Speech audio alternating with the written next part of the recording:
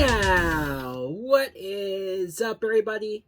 My name is Mike Brown, aka Review King MB, and I just got back from a screening after seeing Halloween Kills.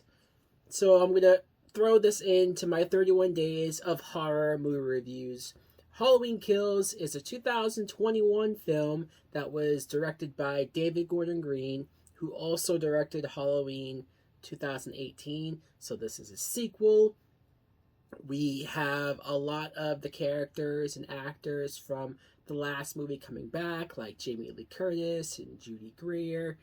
It's basically just a continuation of that same night with Michael Myers. He somehow survived that fire from the end of the last movie, and he's just killing as many people as he can. He's causing mayhem and destruction, and the town bands together to try to stop him. Now, what I thought of Halloween Kills was I enjoyed the movie. I did, for the most part. Halloween is a franchise to where I feel like all of the sequels are sort of hanging on to how good the original film is, right? Like all of these sequels have sort of clinged on to it and gone off of what that movie did and what made that movie work and what made that Michael Myers scary.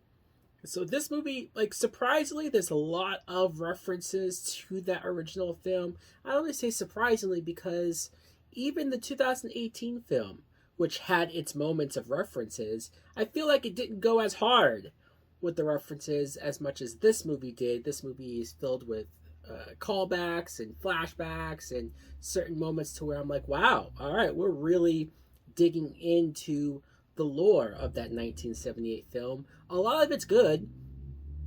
Jamie Lee Curtis obviously is great as Laurie Strode. I do think that I wish we got more of Jamie Lee Curtis, but it is what it is. Judy Greer plays her daughter, and Andy Matichak plays Laurie's granddaughter. And these are characters who have been introduced to the series in the last movie. And I was trying to figure out if I actually care about them or if I just don't want them to die because of Laurie and what that would do to Laurie Strode. Really, I was trying to think and sit here and go like, do I care about them? I don't know. I still don't know what I feel. But it's Michael Myers that I think really drives this movie. The kills that Michael does, the moments of intensity and just brute force, pure evil that Michael Myers is. I don't know if some people are going to love the direction that they take Michael Myers in this film. Is it more supernatural? Is it more of how he's able to constantly survive these moments? I don't know. We know that we're going to get another movie, and so I'm kind of more interested to see where that film goes. This did feel like an in between, like a second movie in a trilogy, and so I think there is a lot for the lore and everything surrounding Michael can go.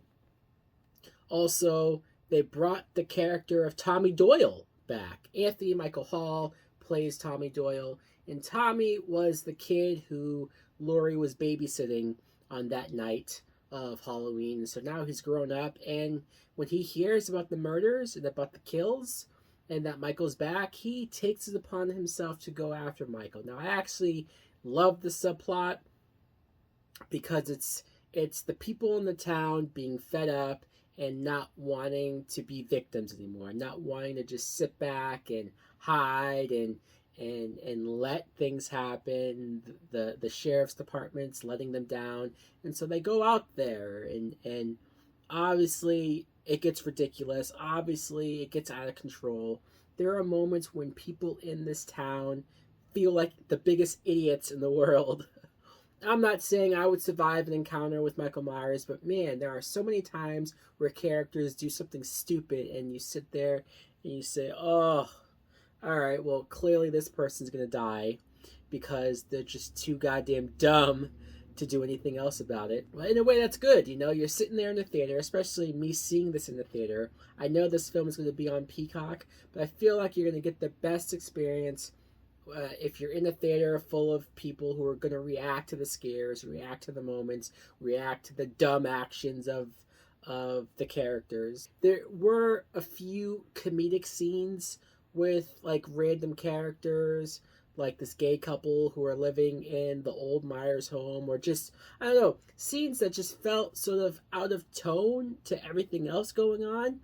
And yeah, so maybe tonally some scenes didn't work as others, but when you have a franchise like Halloween that is filled with so many bad sequels and movies, I'm going to say that this was solid. It wasn't great. I don't even think it was as good as the 2018 film, but I will say that it's a solid entry, a solid, hopefully, transition into their next and last installment. I'm going to give this a good date movie. So guys, let me know in the comments below if you too have seen Halloween Kills, if you want to see it. What did you think? Are you interested? Are you giving up on this franchise? I will admit this one's pretty violent. The kills are pretty intense. Thanks for watching. Like, comment, subscribe. Later!